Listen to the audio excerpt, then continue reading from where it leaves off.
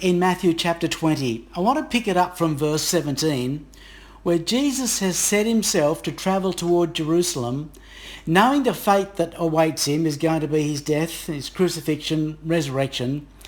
And he says to his disciples, "Behold, we're going up to Jerusalem, and the Son of Man will be delivered to the chief priests and the scribes, and they'll condemn him to death and deliver him to the Gentiles to be mocked and scourged and crucified, and he will be raised up the third day."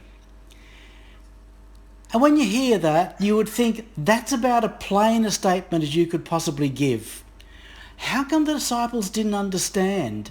How come they didn't know that he was actually going to get crucified at Jerusalem? Why was it that when the events happened, they all ran? Only the women stayed behind, but the men all ran.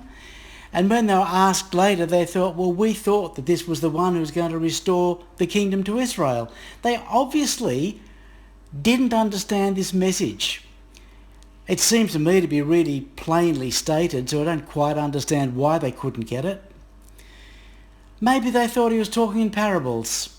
Maybe they thought that all of these symbols about being dead and resurrected would mean maybe when he tries to take over the kingdom there'd be some initial defeats or something like that. But it seems to me that they totally missed the message, which apparently is quite clear.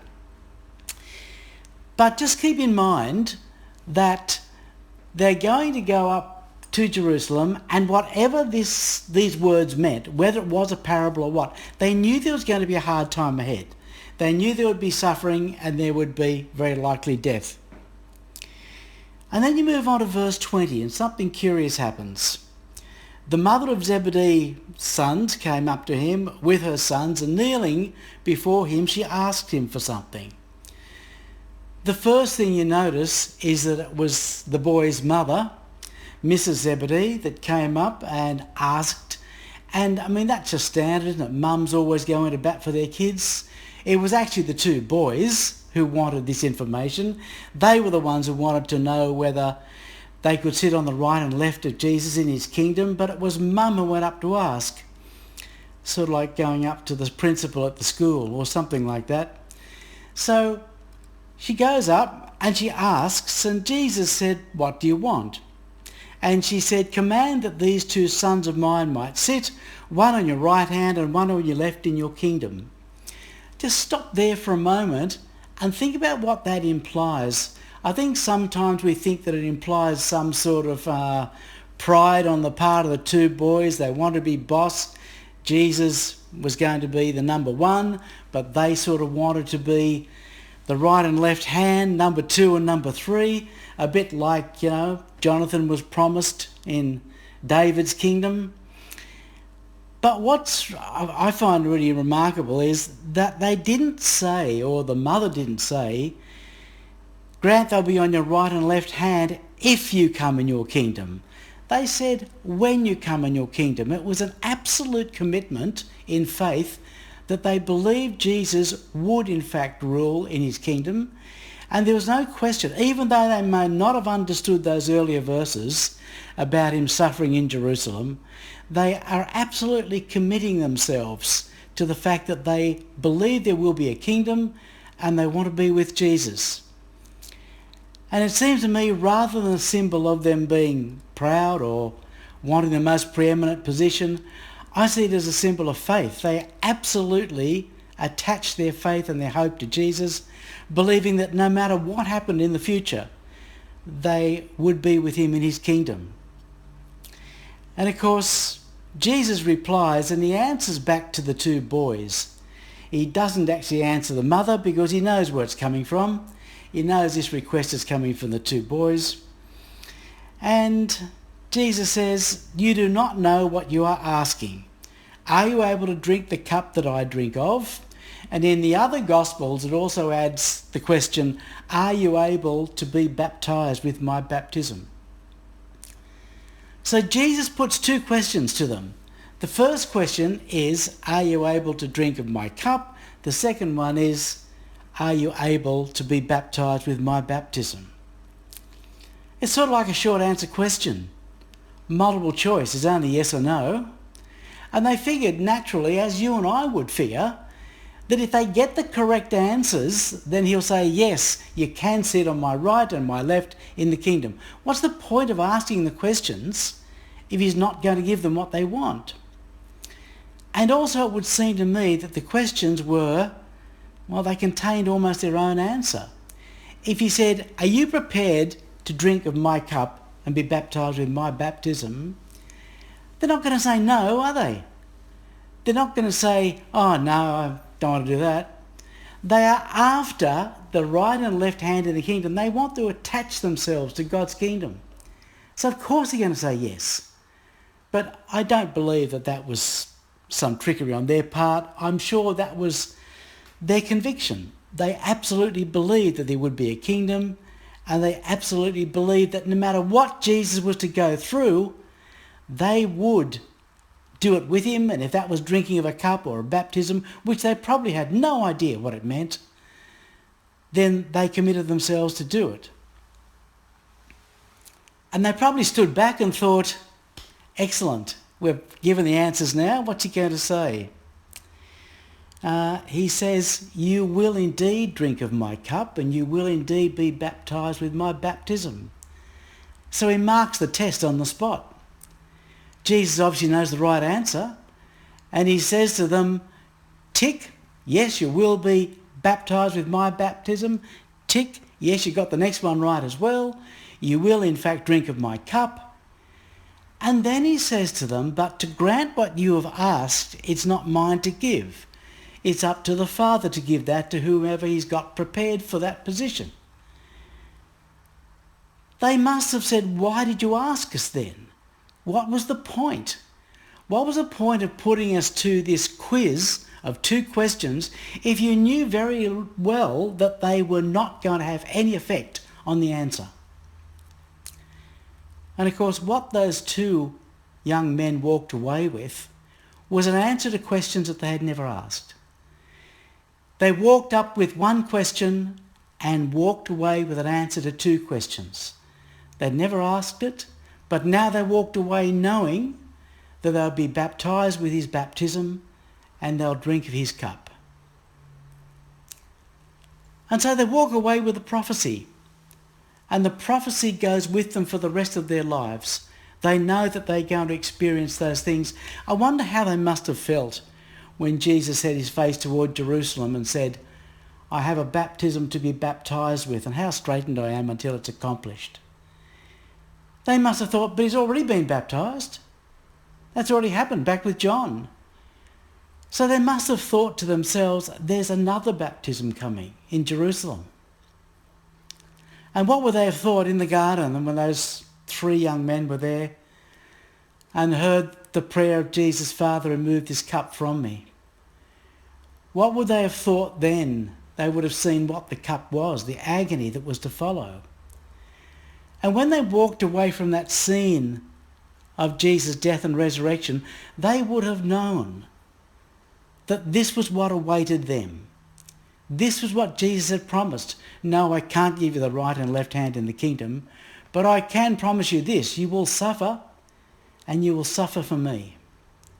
So that's what they walked away with. That's James and John, the sons of Zebedee. Much the same was given to Peter.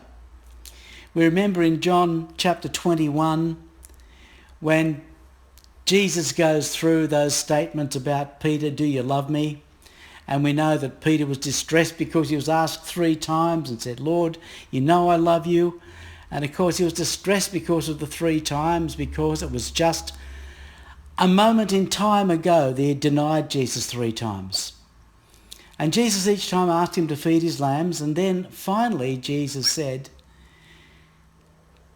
when you're old, someone is going to lead you to a place you don't want to go, and they'll clothe you the way you don't want to be clothed. And this he said, and this is I think one of the really nice phrases in the 4th Gospel, where he says to Peter, this was said, or at least the writer says, this was said signifying the death that Peter, now the writer might have put died, signifying the death that Peter would die, but he doesn't. He puts in signifying the death that Peter will glorify God. And that makes dying worthwhile. If you can glorify God in the process of dying, which is what Jesus promised Peter. And so we roll on through the book of Acts. Doesn't take long till James experiences the fulfillment of this prophecy. Read in Acts chapter 12 that Herod decides to take some of the church, and he killed James with the edge of the sword. I presume that means beheading, and I know it sounds gruesome, but it's actually a pretty good way to go if you compare it to lots of other ways. So James is killed. And then we go on to the story that because he saw that it pleased the Jews, he decided to take Peter into custody as well. So Peter's put in jail, covered in squads of soldiers, and the church are making prayer all the time for Peter. Without ceasing, they're praying for Peter. You can imagine what their prayers would be like.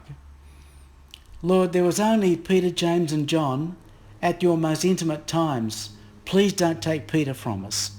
Peter was the one at the Mount of Transfiguration. Peter was the one in the garden with you. Please don't take him. And then the angel of the Lord appears and the jailers opened up, and Peter goes back to the house of Mary and he knocks on the door, and poor little Rhoda comes up and hears Peter's voice, and she says, "Ah, it's Peter." So she runs back to the disciples inside and says, "Peter's at the door." And of course they say to him, no, it's his messenger. It can't be Peter. He must have sent his messengers out, just like John did when John was in jail. When John the Baptist was in jail, he sent messages to Jesus saying, "Are you the one that we should look for, or should we look for another?" And here's Peter, all the disciples figured, was doing the same thing. He was sending a messenger out. And poor old Peter had to stand there banging on the door continually until eventually it was opened up to him and he was allowed to come in. And so all of the people rejoiced in their prayer being answered. And I just want to spend a minute saying that this chapter looks to be a chapter of answered prayer, but it's not. This chapter is a chapter of unanswered prayer as well. Do you think they didn't pray for James? You can't be taken and beheaded in such a short time that nobody knew. Do you not think they prayed for James as well? Didn't they say of James, "Lord, please don't take him. He was one of the three that was with Jesus in his most intimate times. Please don't take James." And he got his head chopped off. It was God saying, "He will glorify me in his death, but Peter will glorify me in his life." And so these three young men had this prophecy. James met his death very, very quickly. His prophecy came true very quickly. And I suppose as the years rolled on, John must have wondered exactly what was going to happen to him. We can't be sure what happened to John after that time. There's fairly strong church tradition that he lived to an old age, but we can't be sure of that. But let's for the moment go with that. Let's imagine that John did live to an old age. And, he must have lived, I suppose, in some fear and trepidation. When would his time come to drink of the cup and be baptised with the baptism? When was that going to happen? And as the years rolled on, he must have thought, well, it's got to be soon. And the years rolled into decades, and the decades rolled on. I wonder when he realised that he was drinking the cup and being baptised with that baptism every day of his life. Every day he was sacrificing himself. Every time he said no to the things he wanted to do and said yes to the things God wanted to do, it was another death. And there's a great example in that, I reckon. There's these two young men who received this promise. The promise was that they would drink the cup and be baptised with that baptism, but it didn't mean that they had to actually be killed. It could mean that you live a life for Christ, and that's just as big a sacrifice. Maybe more. I I've often wondered whether it would be easy to die for Christ or to live for him. I think it's a really hard choice. And we can do that. All of us can do that. You know, I've been giving some talks in an old people's home, in a nursing home, and there are people there who, as they say, are waiting for God. Some of them are quite demented. There's one old lady keeps coming up to me every time I go and say, I used to teach Sunday school at the Presbyterian church, or whatever it was. And that's about all she can say. But I thought to myself, she's lived a life for Christ, and now she's about to die for him. That gave me a lift. I walked out of that place having experienced something that helped me. And I still think that we can go into an aged care home. We can end up demented. But our life is still poured out for Jesus, and we can die for him at any stage of our life. What of Peter? What happened to Peter? Why was Peter saved? Why were the prayers for Peter heard and James not? Well, they were all heard. Obviously, God heard them. But he chose that James would have to be a sacrifice where he would die for the glory of God, but Peter was to live. And I sometimes think that there was something special that Peter had to do yet. I don't know what it was. I got my own theory, which I'll spend 2 minutes on. But I think Peter probably had something that he had to do which probably couldn't be done by any of the other apostles. It may have been when he went to Babylon. Peter went to Babylon and there he preached to the Jewish people there. It might have been that he was the most powerful one to bring the message. I don't know. But there's one thing I do know, is that Peter penned the first letter, the letter that we now know as the first letter of Peter, and not one other apostle was able to do that. Paul couldn't do it, John couldn't do it, Jude couldn't do it, James couldn't do it. It had to be Peter who wrote that letter. And I have talked about this before, but I shall just give you 2 minutes about why I think. When you read the first letter of Peter, you'll see that it was sent to all the believers in what we now call Turkey, but back then was Asia Minor or whatever, Achaia. He was talking to them about a great persecution. It's repeated over and over and over as you read through the letter. You are facing a fiery trial. The devil goes around like a roaring lion, seeking whom he might devour. These are allusions to the terrors the Christians were going to face. They did suffer by being burned at the stake. They did suffer by being thrown to lions. And during the reign of Trajan and Domitian, which probably happened maybe 30 years after the letter was written, some of the most terrifying of the early persecutions took place. And he says to the people that he's writing to, I'm going to prepare you for it. How do you do that? How do you prepare someone to be hung on a cross and covered in oil and set on fire? What's even worse, how do you prepare a mother to watch her children be thrown to the lions and torn apart in front of her? What do you say to prepare people for that? And I'll bet they made the same prayers that you and I would make as they were waiting to be thrown to the lions. They might have said, God, you shut the mouth of the lions for Daniel. You shut the mouth of the lion for Samson. You shut the mouth of the lion for David.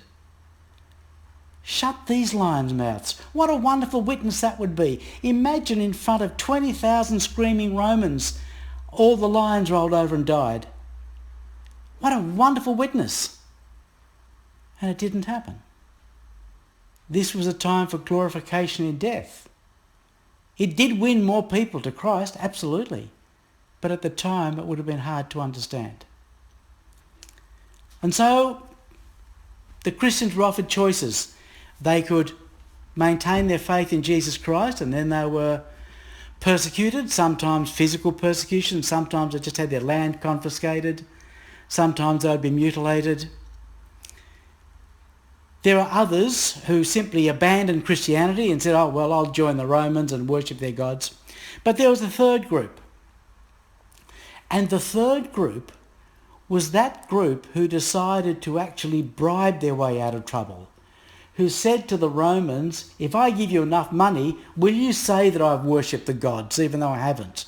And of course, the Romans were always on the take and they were happy to do that. And they actually issued certificates. They had given a little certificate that said this person has worshipped Jupiter and all the gods, even though they hadn't.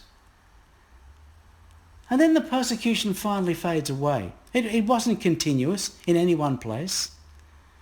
And after that, after the persecution has gone, can you imagine the people coming back to their little house churches again?